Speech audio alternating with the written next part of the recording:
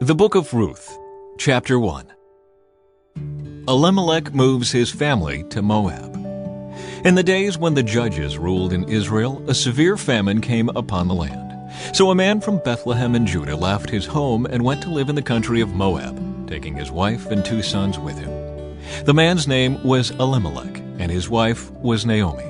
Their 2 sons were Mahlon and Chilion. They were Ephrathites from Bethlehem in the land of Judah. And when they reached Moab, they settled there. Then Elimelech died, and Naomi was left with her 2 sons. The 2 sons married Moabite women.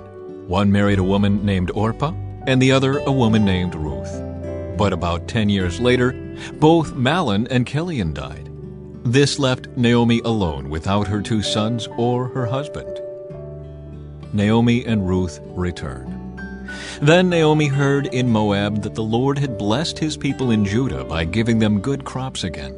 So Naomi and her daughters-in-law got ready to leave Moab to return to her homeland. With her 2 daughters-in-law, she set out from the place where she had been living, and they took the road that would lead them back to Judah. But on the way, Naomi said to her 2 daughters-in-law, "Go back to your mother's homes, and may the Lord reward you for your kindness to your husbands and to me. May the Lord bless you with the security of another marriage."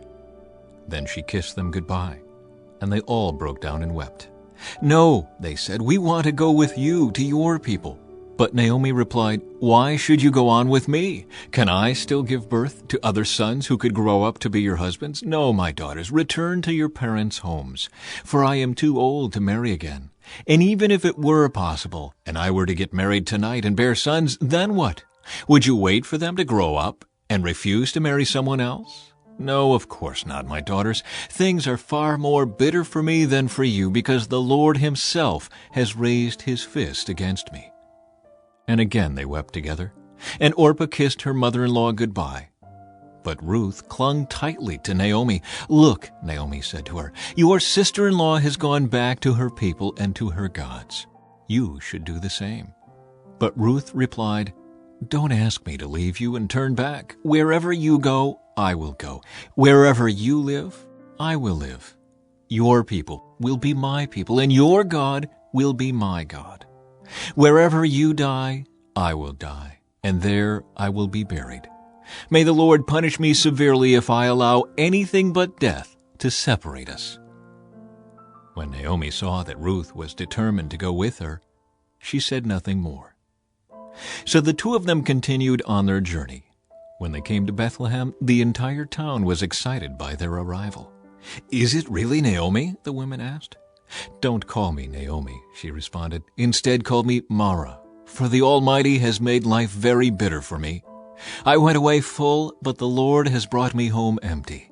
Why call me Naomi when the Lord has caused me to suffer, and the Almighty has sent such tragedy upon me?" So Naomi returned from Moab, accompanied by her daughter-in-law Ruth, the young Moabite woman. They arrived in Bethlehem in late spring, at the beginning of the barley harvest. Chapter 2. Ruth works in Boaz's field. Now there was a wealthy and influential man in Bethlehem named Boaz, who was a relative of Naomi's husband Elimelech. One day Ruth the Moabite said to Naomi, "Let me go out into the harvest fields to pick up the stalks of grain left behind by anyone who is kind enough to let me do it." Naomi replied, "All right, my daughter, go ahead." So Ruth went out to gather grain behind the harvesters. And as it happened, she found herself working in a field that belonged to Boaz, the relative of her father-in-law Elimelech. While she was there, Boaz arrived from Bethlehem and greeted the harvesters. "The Lord be with you," he said. "The Lord bless you," the harvesters replied. Then Boaz asked his foreman, "Who is that young woman over there? Who does she belong to?" And the foreman replied, "She is the young woman from Moab who came back with Naomi.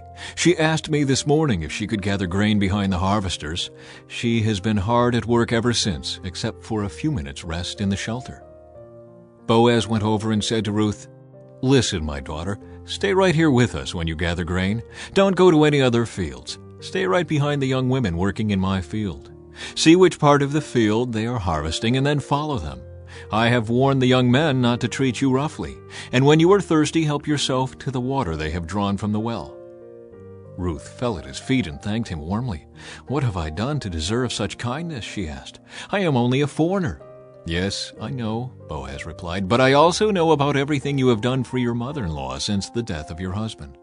I have heard how you left your father and mother and your own land to live here among complete strangers. May the Lord, the God of Israel, under whose wings you have come to take refuge, reward you fully for what you have done." "I hope I continue to please you, sir," she replied. "You have comforted me by speaking so kindly to me, even though I am not one of your workers." At mealtime, Boaz called to her, "Come over here and help yourself to some food. You can dip your bread in the sour wine." So she sat with his harvesters, and Boaz gave her some roasted grain to eat. She ate all she wanted and still had some left over. When Ruth went back to work again, Boaz ordered his young men, "Let her gather grain right among the sheaves without stopping her, and pull out some heads of barley from the bundles and drop them on purpose for her. Let her pick them up and don't give her a hard time." So Ruth gathered barley there all day. And when she beat out the grain that evening, it filled an entire basket. She carried it back into town and showed it to her mother-in-law. Ruth also gave her the roasted grain that was left over from her meal. "Where did you gather all this grain today?" Naomi asked. "Where did you work? May the Lord bless the one who helped you." So Ruth told her mother-in-law about the man in whose field she had worked. She said, "The man I worked with today is named Boaz." "May the Lord bless him," Naomi told her daughter-in-law. "He is showing his kindness to us as well as to your dead husband. That man is one of our closest relatives, one of our family redeemers." Then Ruth said, "What's more, Boaz even told me to come back and stay with his harvesters until the entire harvest is completed." "Good," Naomi exclaimed. "Do as he said, my daughter. Stay with his young women right through the whole harvest. You might be harassed in other fields, but you'll be safe with him." So Ruth worked alongside the women in Boaz's fields and gathered grain with them until the end of the barley harvest. Then she continued working with them through the wheat harvest in early summer, and all the while she lived with her mother-in-law. Chapter 3. Ruth at the threshing floor. One day Naomi said to Ruth, "My daughter, it's time that I found a permanent home for you, so that you will be provided for.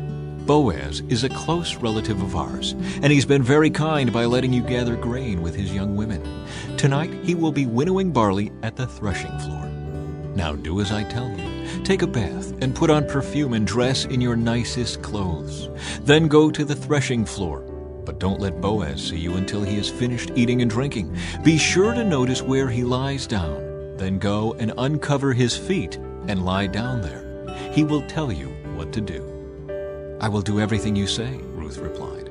So she went down to the threshing floor that night and followed the instructions of her mother-in-law. After Boaz had finished eating and drinking and was in good spirits, he lay down at the far end of the pile of grain and went to sleep. Then Ruth came quietly, uncovered his feet, and lay down. Around midnight, Boaz suddenly woke up and turned over. He was surprised to find a woman lying at his feet.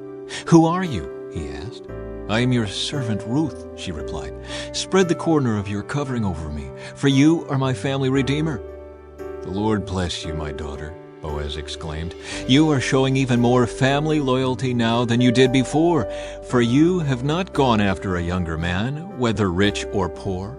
Now don't worry about a thing, my daughter. I will do what is necessary, for everyone in town knows you are a virtuous woman. But while it's true that I am one of your family redeemers, there is another man who is more closely related to you than I am. Stay here tonight, and in the morning I will talk to him. If he is willing to redeem you, very well, let him marry you. But if he is not willing, then as surely as the Lord lives, I will redeem you myself. Now lie down here until morning." So Ruth lay at Boaz's feet until the morning, but she got up before it was light enough for people to recognize each other. For Boaz had said, "No one must know that a woman was here at the threshing floor." Then Boaz said to her, "Bring your cloak and spread it out." He measured 6 scoops of barley into the cloak and placed it on her back. Then he returned to the town. When Ruth went back to her mother-in-law, Naomi asked, "What happened, my daughter?" Ruth told Naomi everything Boaz had done for her, and she added, He gave me these 6 scoops of barley and said, 'Don't go back to your mother-in-law empty-handed.' Then Naomi said to her, 'Just be patient, my daughter, until we hear what happens. The man won't rest until he has settled things today.'" Chapter 4. Boaz marries Ruth. Boaz went to the town gate and took a seat there. Just then the family redeemer he had mentioned came by. So Boaz called out to him, "Come over here and sit down, friend. I want to talk to you." So they sat down together. Then Boaz called 10 leaders from the town and asked them to sit as witnesses. And Boaz said to the family redeemer, "You know Naomi, who came back from Moab? She is selling the land that belonged to our relative Elimelech. I thought I should speak to you about it so that you can redeem it if you wish. If you want the land, then buy it here in the presence of these witnesses. But if you don't want it, let me know right away, because I am next in line to redeem it after you." The man replied, "All right, I'll redeem it." Then Boaz told him, "Of course, your purchase of the land from Naomi also requires that you marry Ruth, the Moabite widow. That way she can have children who will carry on her husband's name and keep the land in the family." "Then I can't redeem it," the family redeemer replied, "because this might endanger my own estate. You redeem the land. I cannot do it." Now in those days it was the custom in Israel for anyone transferring a right of purchase to remove his sandal and hand it to the other party. This publicly validated the transaction. So the other family redeemer drew off his sandal as he said to Boaz, "You buy the land." Then Boaz said to the elders and to the crowd standing around, "You are witnesses that today I have bought from Naomi all the property of Elimelech, Kilion, and Mahlon. And with the land I have acquired Ruth, the Moabite widow of Mahlon, to be my wife. This way she can have a son to carry on the family name of her dead husband and to inherit the family property here in his hometown. You are all witnesses today." Then the elders and all the people standing in the gate replied, "We are witnesses. May the Lord make this woman who is coming into your home like Rachel and Leah, from whom all the nation of Israel descended. May you prosper in Ephrathah and be famous in Bethlehem. And may the Lord give you descendants by this young woman who will be like those of our ancestor Perez, the son of Tamar in Judah." The descendants of Boaz. So Boaz took Ruth into his home, and she became his wife. When he slept with her, the Lord enabled her to become pregnant, and she gave birth to a son.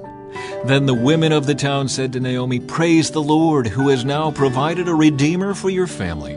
May this child be famous in Israel. May he restore your youth and care for you in your old age. For he is the son of your daughter-in-law who loves you and has been better to you than 7 sons." Naomi took the baby and cuddled him to her breast, and she cared for him as if he were her own. The neighbor women said, "Now at last Naomi has a son again." And they named him Obed. He became the father of Jesse and the grandfather of David. This is the genealogical record of their ancestor Perez. Perez was the father of Hezron. Hezron was the father of Ram. Ram was the father of Amminadab. Amminadab was the father of Nahshon. Nahshon was the father of Salmon. Salmon was the father of Boaz. Boaz was the father of Obed. Obed was the father of Jesse. Jesse was the father of David.